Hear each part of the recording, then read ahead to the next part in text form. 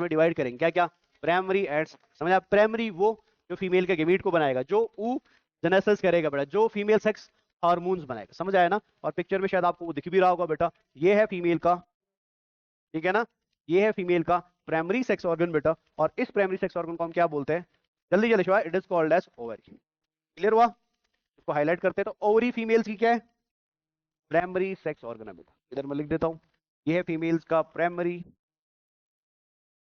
Sex organ बेटा, समझ आया ना बच्चा। क्यों ये प्राइमरी सेक्स ऑर्गन है फीमेल का, जल्दी जल्दी बताइए। बस बिकॉज ये फीमेल के अंदर दो काम करेगा, क्या क्या, वेरी गुड बच्चा, ये कराएगा फीमेल के अंदर दो काम, पहला गैमीटोजेनेसिस एंड दूसरा, और गैमीटोजेनेसिस को हम क्या बोलते हैं, क्लियर है ना बच्चा।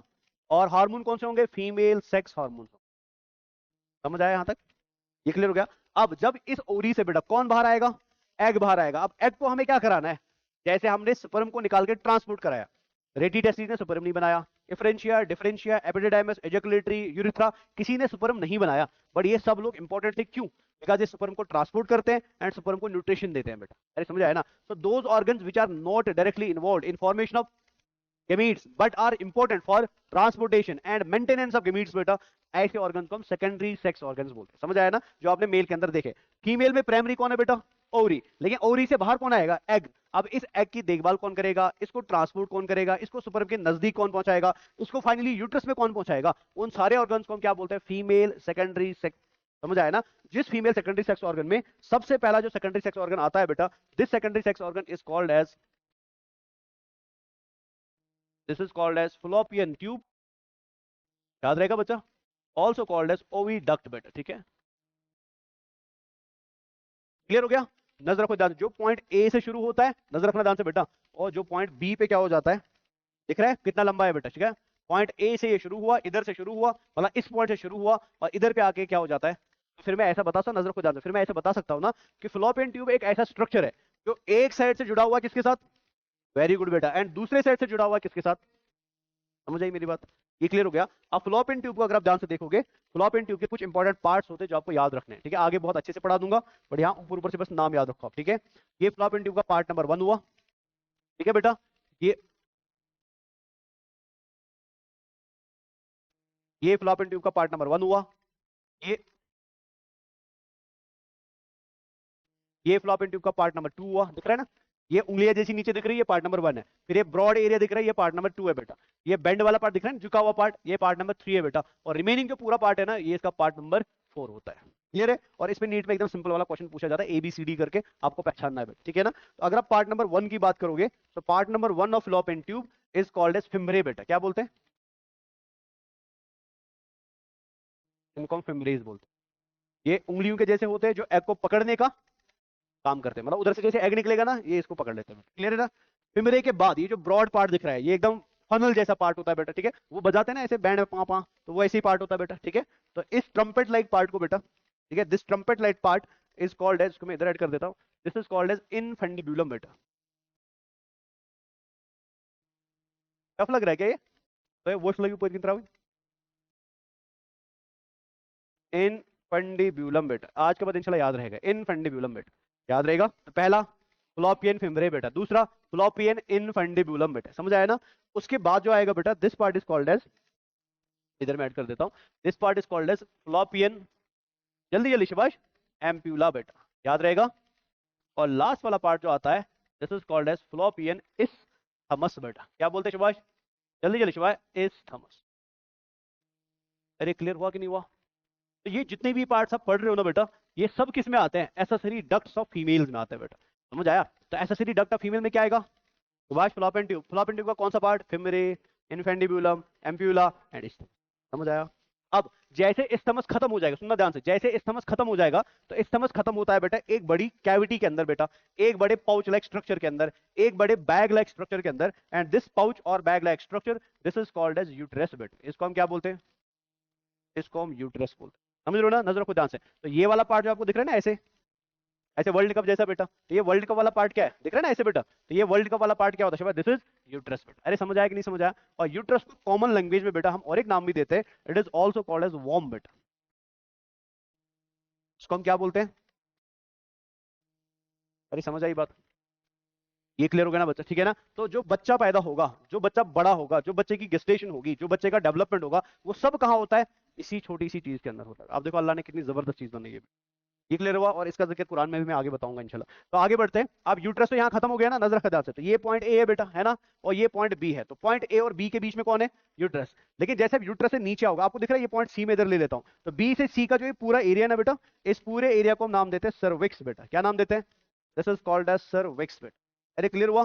तो मुझे बताओ सर्विक्स के अंदर खाली जगह है कि नहीं है बेटा। तो दैट खाली जगह which is present inside the cervix बेटा, इसको हम सर्विकल कैनाल बोलते हैं बेटा। क्या बोलते हैं, सर्विकल कैनाल बोलते हैं। समझ आया, यहां तक तो क्लियर हो गया। और फाइनली जब आप सर्विक्स से बाहर आओगे, पॉइंट सी पे सर्विक्स था ना, यहां पे मैं पॉइंट डी डाल देता हूं। तो सी एंड डी के बीच में बेटा जो ये बड़ा सा ट्यूब लाइक स्ट्रक्चर आपको दिख रहा है, तो this tube like structure is called as vagina बेटा। इसको हम क्या बोलते हैं, this is called as vagina. Clear हो गया। बहुत सारे लोग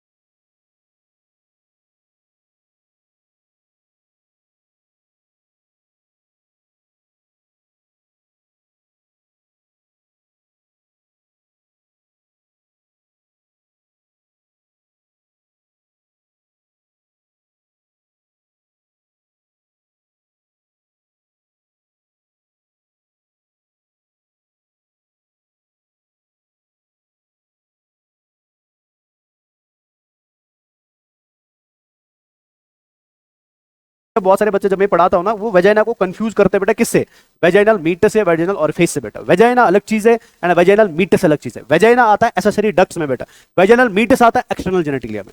ये मैं इंशाल्लाह और ज्यादा आगे एक्सप्लेन करूंगा। ये क्लियर हो गया। तो ये सब जितने भी आपने पढ़े बेटा, क्या क्या सुभाष, फ्लोपियन ट्यूब, जल्दी जल्दी, यूट्रस, सर्विक्स एंड वेजाइना, ये सब मिलके क्या बनाते हैं, फीमेल एसेसरी डक्ट्स बनाते हैं।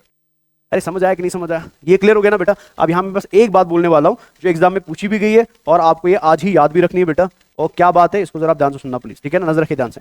ये है सर्विकल कैनाल है, सर्विक्स ले लो। और ये क्या है बेटा, जब बच्चा पैदा होगा, ये सुनना प्लीज ध्यान से, जब बच्चा पैदा होगा तो मुझे बताओ बेटा, बच्चा कहां से बाहर आना शुरू करेगा, सुभाष, बच्चा यूट्रस से बाहर आना शुरू करेगा। लेकिन यूट्रस से जब वो बाहर आएगा, यूट्रस के अंदर उसकी डेवलपमेंट हुई थी ना बेटा, फिर वो सबसे पहले किस में आएगा, फिर कहां आएगा, और फिर आएगा बॉडी से बाहर बेटा। समझ आया ना। तो मैं बता सकता हूं जन्म के समय बच्चा बाहर आता है सर्विक्स एंड वेजाइना से बेटा, आता है ना, इस वजह से इसको हम बर्थ कैनाल बोलते हैं। क्या बोलते हैं, और ये नीट में क्वेश्चन पूछा भी गया आपसे, ये आपको याद रखना है कि बर्थ कैनाल में क्या क्या आता है। जल्दी जल्दी, क्या क्या आता है, सर्विक्स आता है एंड वेजाइना आता है। समझ गए। अब जिस पॉइंट पे वेजाइना खत्म होगा, डी पॉइंट पे वेजाइना खत्म हो रहा है ना बेटा, अब इस पॉइंट से शुरू होगा बेटा वेजाइनल ऑरिफिस। क्या शुरू होगा, जिसको हम बोलते हैं एक्सटर्नल जेनेटिलिया ऑफ फीमेल बेटा। क्या बोलते हैं, तो अगर मैं नजर रखो ध्यान से, अगर मैं यहाँ पे एक एक्स्ट्रा एडिशन यहाँ पे कर दूं, तो इस पॉइंट के बाद बेटा ये जो एरिया आपको दिख रहा है ना, तो इस पॉइंट पे कौन शुरू होता है, इधर मैं इधर से हाईलाइट कर देता हूं। तो इस पॉइंट पे कौन शुरू होता है, शाबाश, फीमेल एक्सटर्नल जेनेटिलिया। कौन शुरू होता है, फीमेल एक्सटर्नल, जल्दी जल्दी शाबाश, एक्सटर्नल जेनेटिलिया बेटा। ये क्लियर हुआ। और फीमेल एक्सटर्नल जेनेटिलिया में सबसे पहले आएगा वेजाइनल, जल्दी जल्दी शिवाय, वेजाइनल ऑरिफिस बेटा। तो मैं इधर ऐड कर देता हूं। तो फीमेल एक्सटर्नल जेनेटिलिया में क्या क्या आता है, तो सबसे पहले आएगा वेजाइनल ऑरिफिस,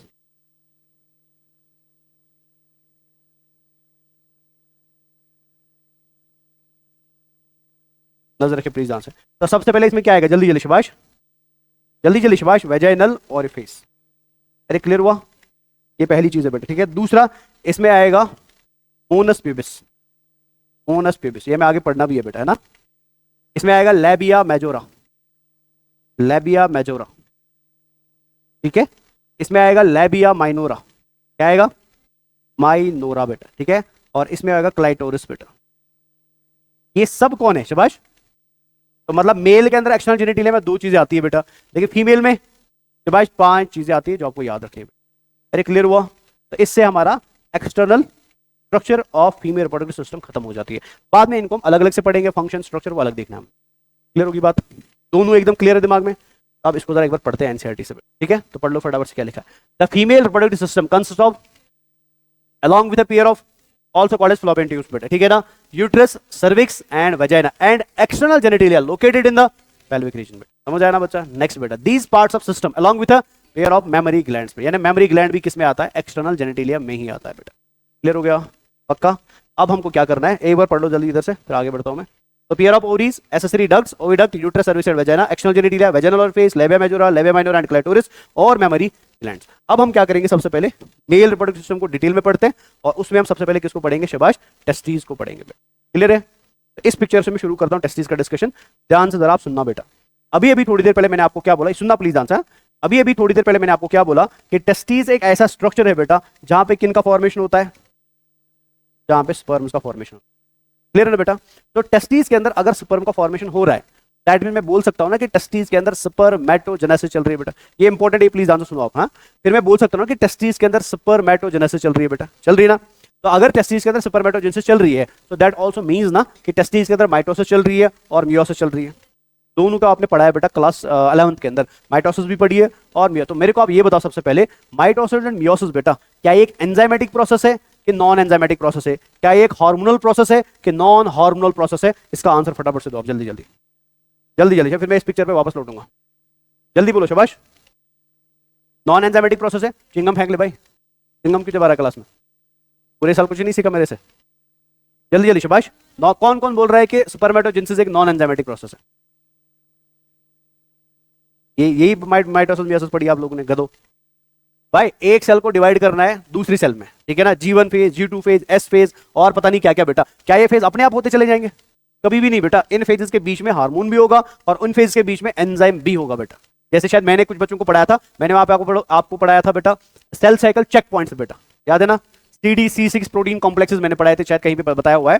तो शॉर्ट में, चलो मैं अभी इसको शॉर्टकट कर देता हूं। शॉर्ट में याद रखना है कि हमारी बॉडी के अंदर कोई भी प्रोसेस अगर चल रहा है बेटा, मेटाबॉलिक प्रोसेस, चाहे वो एनाबॉलिक है चाहे वो कैटाबॉलिक है, वो कभी अपने आप, दुनिया में कोई भी चीज अपने आप नहीं हो सकती बेटा। हर चीज के पीछे कोई ना कोई फोर्स होता है, हर चीज के पीछे कोई ना कोई हार्मोन या एंजाइम होता है। अरे समझ रहे हो ना? तो अगर हमारी बॉडी के अंदर स्पर्मेटोजेनेसिस चल रही है बेटा, क्या स्पर्मेटोजेनेसिस अपने आप होगी कि इसमें हार्मोन्स, इसमें एंजाइम पार्टिसिपेट करेंगे? जल्दी जल्दी करेंगे कि नहीं करेंगे? करेंगे बेटा। अब देखो प्रॉब्लम क्या है बेटा, ये सुनना प्लीज आंसर। मैंने थोड़ी, ये सुनो इधर बातें नहीं, एकदम पूरा दिमाग इधर लगाना। मैंने अभी अभी आपको बोला कि हमारी बॉडी के अंदर जो रिप्रोडक्टिव मेल ऑर्गन्स है बेटा, वो कहां पाए जाते हैं? एब्डोमेन में पाए जाते हैं कि पेल्विक में पाए जाते हैं? जल्दी, एब्डोमेन, पेल्विक। लेकिन कहानी कुछ ऐसी शुरू हुई बेटा कि जब आपकी एम्ब्रियोनिक डेवलपमेंट चली, एम्ब्रियोनिक डेवलपमेंट समझ रहे हो ना? मतलब जब आप मां की बॉडी के अंदर बनने लगे बेटा, ठीक है ना? मां की बॉडी के अंदर बनने के बाद बेटा आपकी बॉडी में बनी टेस्टिस। क्या बनी? ये सुनना प्लीज आंसर, बहुत इंपॉर्टेंट है। क्या बनी बेटा? लेकिन टेस्टिस अगर आप ध्यान से देखोगे ना बेटा, ये आपके पेल्विक रीजन में नहीं बन रही है, ये पेल्विक रीजन के ऊपर बन रही है। मैंने सर्कल लाइन बीच में डाला हुआ बेटा, और पेल्विक रीजन के ऊपर कौन सा रीजन है बेटा? जल्दी बोलो शाबाश, कौन सा रीजन है? एब्डोमिनल रीजन है बेटा, एब्डोमिनल रीजन है बेटा। अरे समझाया मैंने क्या बोला? तो मतलब ऑल दो अभी आपकी बॉडीज के अंदर या अभी मेल्स की बॉडीज के अंदर टेस्टिस पेल्विक रीजन के नीचे है बेटा, लेकिन कहानी एक्चुअल में ऐसी है कि वो कभी पेल्विक रीजन में थी नहीं बेटा। उनका डेवलपमेंट दूसरे महीने शुरू हुआ था और दूसरे महीने में टेस्टिस जब बच्चे के अंदर, मेल के अंदर पहली बार बनी ना, वो कहां बनी बेटा? एब्डोमेन में बनी। यहां तो क्लियर हो गया। लेकिन फिर क्या हुआ, जैसे महीने आगे गुजरते गए बेटा, जैसे तीसरा महीना आया, कौन सा आया? ये आपके एनसीईआरटी में नहीं, बट समझने के लिए जरूरी है स्क्रोटम का फॉर्मेशन क्यों हुआ हमारी बॉडी के अंदर, ठीक है ना? जैसे third month of embryonic development आया बेटा, कौन सा मंथ? पहली बार क्या हुआ कि आपके एब्डोमेन ने टेस्टिस को नीचे की तरफ धकेलना शुरू कर दिया, मतलब एब्डोमेन से टेस्टिस को भगाना शुरू कर दिया बेटा। रीजन क्या है? रीजन आपको थोड़ी देर में पता चलेगा क्यों ऐसा हो रहा है। क्लियर है? तो फर्स्ट एंड सेकंड मंथ में टेस्टिस बनी, बनने के बाद तीसरे महीने, अब तीसरे महीने तक टेस्टिस एब्डोमेन में थी, लेकिन तीसरे महीने में क्या हुआ बेटा कि एब्डोमेन को हमने क्या कर दिया, टेस्टिस को हमने क्या करना शुरू कर दिया, एब्डोमेन से बाहर निकालना शुरू कर दिया।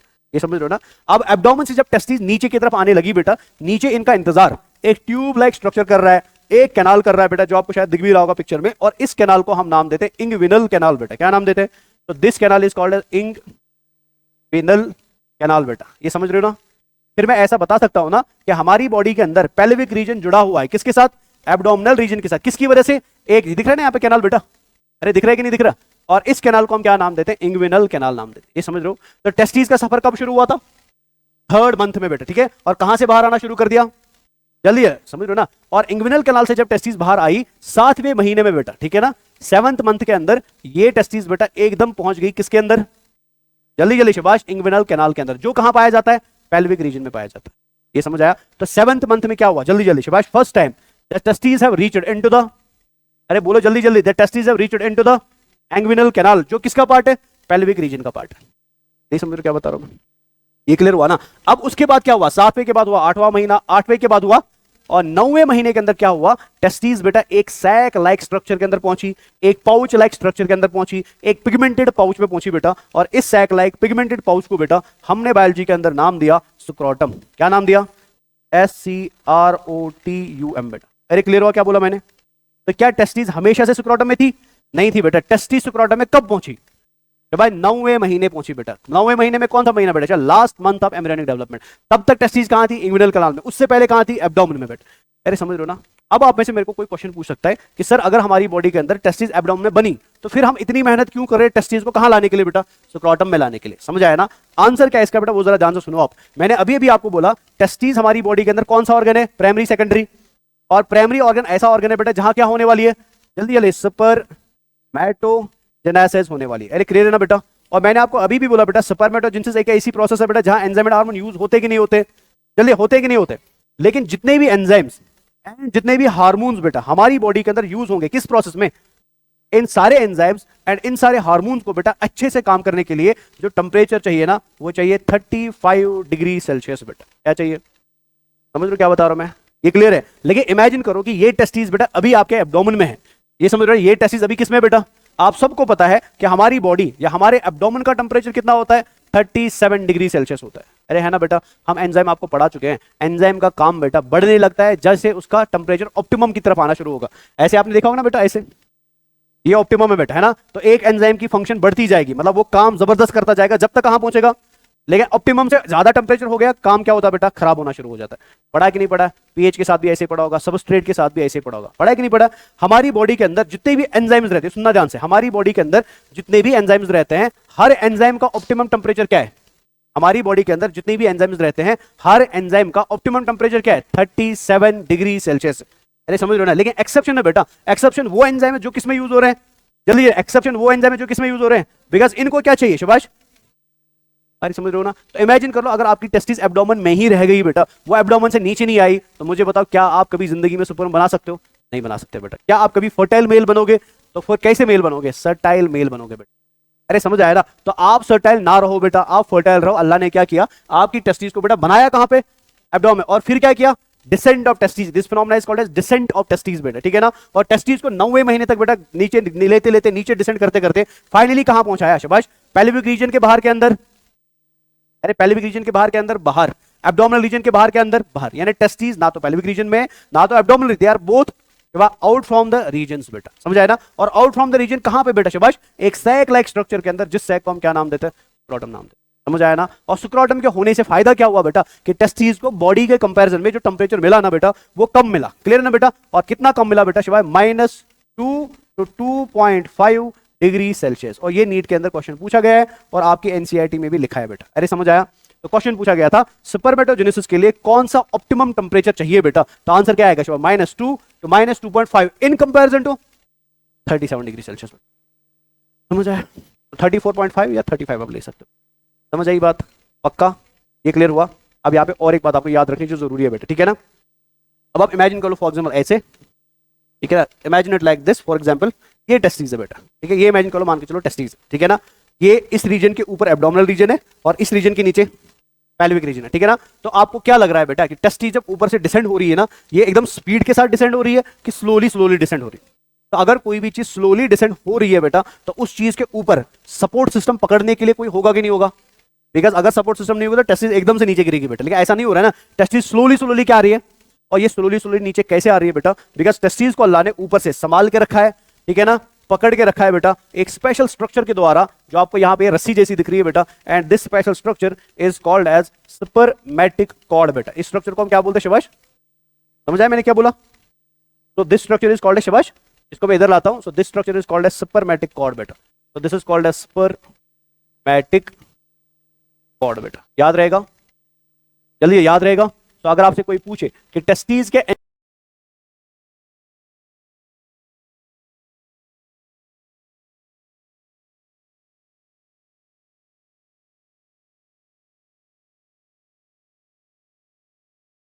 इंटीरियर सरफेस में बेटा कौन सा स्ट्रक्चर पाया जाता है which balances the descent of testis, तो आंसर क्या आएगा, स्पर्मेटिक कॉर्ड आएगा। समझ आया मैंने क्या बोला? अब ये सुपरमेटिक कॉर्ड कैसी होती है ये मैं इंशाल्लाह इस पिक्चर में कंप्लीट करूंगा। पहले मेरे को पता यहां तक सारा समझ आया कि नहीं समझ आया? पक्का? अच्छा, और एक क्वेश्चन मैं आपसे करना चाहता हूं। अगर मैं आपसे क्वेश्चन करूं, मुझे बताओ स्क्रोटम के अंदर क्या क्या चीज पाई जाती है, तो आंसर क्या आएगा? पिक्चर को जरा ध्यान से देखना बेटा। स्क्रोटम के अंदर सबसे पहले क्या मिलती है? टेस्टीज मिलती है बेटा, दिख रहा है ना? और रेटी टेस्टीज, और वासा एफरेंशिया, और जल्दी जल्दी, और शाबाश, नहीं डिफरेंशिया नहीं ना बेटा, और एपिडिडाइमिस बेटा, क्लियर है ना? और क्या मिलेगा? सुपरमेटिक कॉर्ड भी मिलेगा बेटा।